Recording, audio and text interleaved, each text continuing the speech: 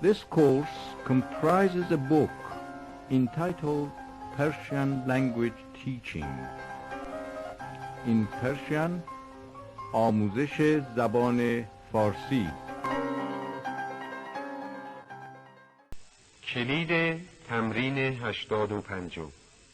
افریقایی، آسیایی، اروپایی، آمریکایی، هندی، پاکستانی، تهرانی، ایتالیایی، اسپانیایی، دانمارکی، روسی، دریایی، آسمانی، هوایی، زمینی، آهنی، فلزی، نایلونی، محمودی، آمری، طلایی، نقره‌ای، نسی، شمالی، جنوبی، شرقی، غربی، یونانی، چینی، ژاپنی،